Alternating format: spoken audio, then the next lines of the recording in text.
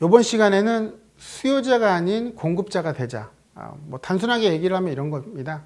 여러분들이 무언가를 계속 매수하는 수요자가 아니라 나도 건축주가 돼보는 공급, 그래서 내 집을 한번 지어보는 그런 부분에 대해서 얘기 드리도록 하겠습니다. 여유 자금의 이제 일부 자금이죠. 일부 자금을 공동 투자하는 것도 하나의 방법일 것 같아요. 직접 건축을 해보는, 그렇게 해서 수익률을 좀 극대화하는 거죠. 자, 보시면 이런 겁니다. 자, 여러분들이 보실 때 왼쪽 편에 보면 뭐가 보이시나요? 화면상에 담는다면 우리가 얘기하는 가장 한국인들이 좋아하는 김치찌개입니다. 이 얘기를 하는 이유는 뭐냐면 저 같은 경우도 음식을 잘 만드는 편인데요. 이렇게 김치찌개를 식당에 가서 사 먹는 경우가 있고요. 아니면 직접 만들어서 집에서 맛있게 먹는 그런 부분도 있겠죠. 또 오른쪽에 이제 제가 뭐 화면을 넣었는데 내가 만들어 먹으면 더 맛있죠. 직접 만들어서 자기 입맛에 맞게끔 만들면 더 맛있을 것 같아요. 자, 이 얘기를 하는 이유는 뭐냐면 내가 만들 줄 안다면 비싸게 굳이 사 먹을 필요가 없다. 이 부분을 얘기하는 게 부동산도 역시 내가 건축 행위를 할 수 있다면 굳이 거기에 들어있는 마진을 줄 필요가 없다라는 얘기를 드리는 거고요. 자, 그러면 한번 볼게요. 실제 어떤 포털 사이트에 나온 물건인데요. 이 물건은 신축으로 아주 깨끗하게 지은 다가구 주택입니다. 다가구 주택. 특징으로 보면 주거와 임대 수익률이 가능한 형태인데요.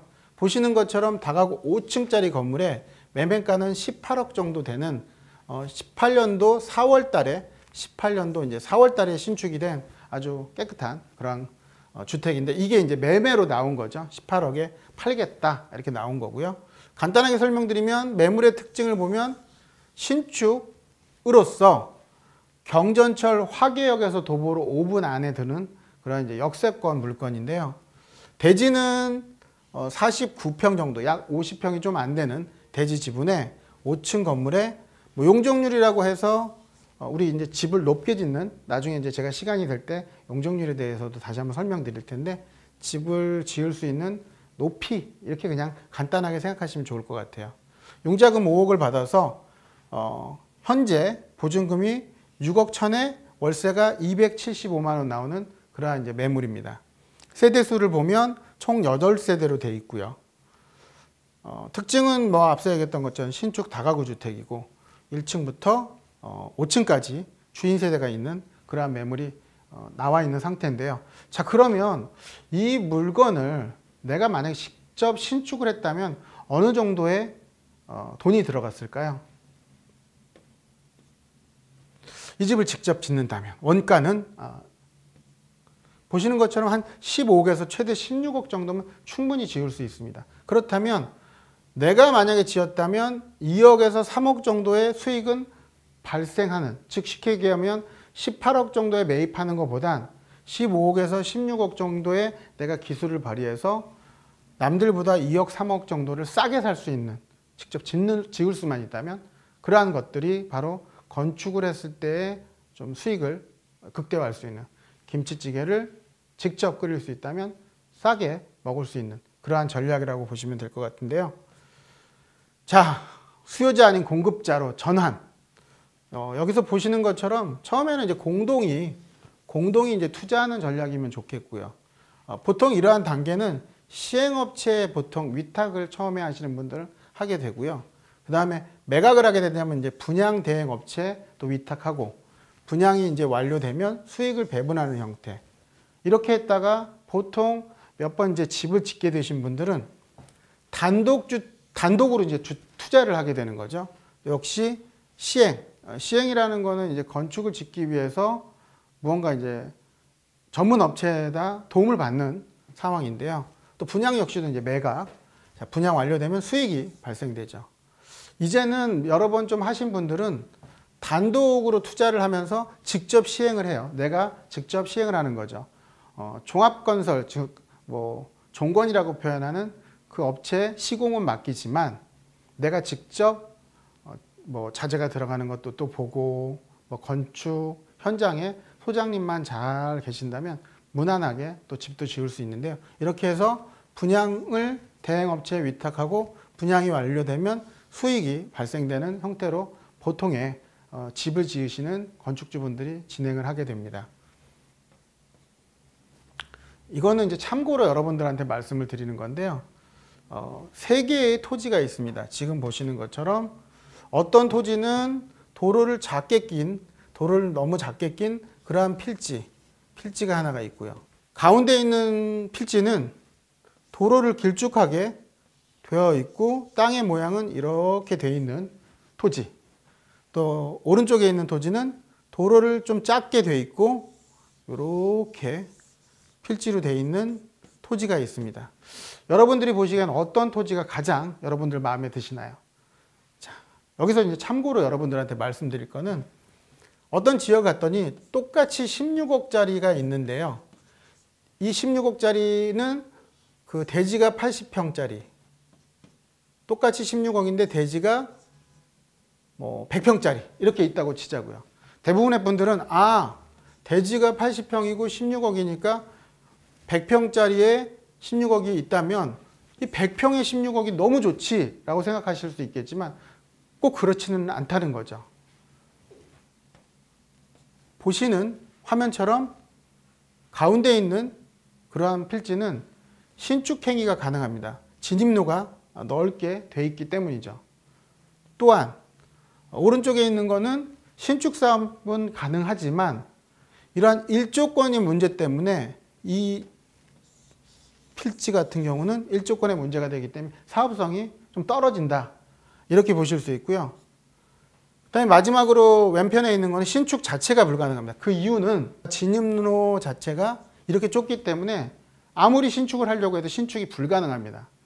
이렇게 신축이 불가능한 곳에 대지가 100평이면 16억 앞서 얘기했던 것처럼 16억에 대지가 100평이 있다 하더라도 신축을 못한다면 앞서 얘기했던 80평짜리 땅이 훨씬 더 좋다는 거죠. 이렇게 해서 토지를 버는 법도 좀 배우시면 여러분들한테 도움이 많이 되실 것 같고요. 일련의 과정을 간단하게 한번 설명드려 볼게요. 이게 되게 좀 어렵긴 한데 신축을 하면 이러한 과정을 거치는구나를 설명드리는 부분이고요. 자, 처음에는 토지를 선정을 해서 사전에 이제 검토를 해야겠죠. 뭘 검토할까요? 어떤 수익이 얼만큼 나는지도 처음에는 검토를 해야겠죠. 뭐 했는데 수익이 안 난다면 하는 의미가 없겠죠. 무조건 땅을 매입해서 신축을 짓는다고 해서 다 이익을 보는 건 아니니까요. 그렇게 수지 분석을 한 다음에 토지가 나와서는 토지를 매입하게 되겠죠. 토지를 매입할 때 보통 내 돈으로 20억짜리를 다 20억을 들여서 하는 게 아니라 대출을 대부분이 활용을 하게 됩니다. 특히나 건축행위를 하는 건축업자분들은 대출을 최대한으로 많이 받으려고 하죠. 보통 뭐 한 70%에서 많게는 80%까지도 대출을 받으니까요. 20억이면 보통 내 자금을 2, 4, 한 4억 정도로 시작하시는 분들도 계십니다. 많이 하신 분들이겠죠. 그렇게 대출을 발생을 해서 매입을 한 다음에 여기서 건축주 명의 변경은 통상 토지를 매입할 때 대출이라는 거 받으면 이자가 발생하기 때문에 계약 시부터 조건 자체를 매도인 당신 이름으로 건축허가를 받는 조건입니다 라고 한다면 벌써 일찍 건축허가를 받았기 때문에 아무래도 바로 건축행위를 할 수 있겠죠. 그래서 이때 당시에 건축허가를 매도인 이름으로 받고 이때는 받았던 건축주의 명의를 변경하는 단계입니다. 그렇게 하고 나서 건축허가라는 거를 받게 되겠죠. 이제 착공도 들어가게 되겠죠. 그리고 뭐 사업자 등록증, 뭐 사업을 하는 거기 때문에 사업자 등록증도 내게 되고요. 그 다음에 설계가 들어가고 시공사 선정, 뭐 이런 단계로 들어간 다음에 착공, 공사 들어가는 거죠. 그 다음에 사용승인, 보존등기, 이 얘기는 이제 준공이 다 되면 보존등기라는 게 나게 되겠죠. 그 다음에 이제 분양을 하게 되거나 뭐 입주를 하시는 분도 있고, 앞서 얘기했던 공급자로서의 역할은 입주하는 것보단 뭐 매각을 하는 쪽에 있겠죠. 물론 한 층은 내가 거주하고 나머지는 분양할 수도 있겠죠. 근데 이제 실제적으로 이건 이제 일련의 과정이지만 보통 토지를 사전 점검할 때 가설계라는 걸 뜨게 됩니다. 이제 가설계는 뭐예요? 본설계 실제로 뜨는 것보다는 뭐 어느 정도 방을 3개 정도 넣는 그러한 주택을 몇 층에 몇 개 정도 짓겠구나, 이런 사전에 점검이 필요하고요. 토지를 매입하는 이 계약 시에는 앞서 얘기했던 것처럼 매도인 이름으로 건축 허가를 득한 다음에 진행을 하게 되고요. 대출, 이 대출도 토지 매입하기 전에 통상 대출에 대해서 은행하고 얼마 정도 나올까요? 라는 점검을 받게 되고요. 건축주 이제 명의병역 잔금 치르고 나서 이러한 상황 속에서 설계 건축사를 미리 또 섭외를 해서 가설계했던 곳도 있겠지만 가설계상에 마음에 안 들면 본설계를 할 때 또 어떠한 건축사를 만났느냐에 따라서 사업성이 너무 많이 차이 나게 됩니다. 예를 들어서 10세대를 지을 수 있는 걸 잘 지어서 11세대를 지을 수 있다면 벌써 뭐 다세대를 기준으로 했을 땐 3억, 4억이 왔다 갈 수도 있거든요. 3억, 4억 정도를 더 받을 수 있다면 그만큼 사업성도 엄청나게 좋아지는 것이죠. 사업자 등록증 내고요. 이제 주택 신축 판매업이라는 걸 내게 되는데 다음 시간에 한번 이것도 설명드려 보고요. 설계 상당히 중요하죠. 이 역시도 토지 매입 전에 매입을 하게 된다면 본설계를 뜨거나 이 단계에서 본설계를 뜨는 경우도 상당히 많이 있습니다. 실제로는 이제 시공사 선정. 자, 시공사 선정도 상당히 중요한데요. 시공사 선정은 어떻게 계약하느냐에 따라 틀리고요. 왜 이런 얘기도 있잖아요. 시공사 잘못하면 머리가 그냥 힘들어지고 평생 고생한다, 뭐 이런 얘기들도 있는데요. 그만큼 시공사 선정도 상당히 중요합니다. 착공 들어갈 때 또 착공 들어가기 전에 이제 이 과정 속에서 철거도 있고 여러 가지 과정도 있고요. 사용 승인, 이때는 이제 보통 이제 특검이라고 해서 준공을 떨어뜨리기 위해서 그 집에 대한 검사를 해서 잘 지어졌구나 하는 이제 검사를 하는 단계가 사용 승인 단계가 돼요. 그러고 나서 이제 분양과 입주, 이러한 일련의 과정이 거쳐져서 여러분들이 비로소 건축주가 또 되는 그러한 과정이 있게 됩니다. 지금까지는 수요자가 아닌 공급자로서의 역할에 대해서 설명을 드렸고요. 지금까지 이제 4회에 걸쳐서 여러분들에게 이제 설명을 드렸는데요. 첫 시간에는 정부 정책이나 정보에 의한 안정적인 투자를 해라.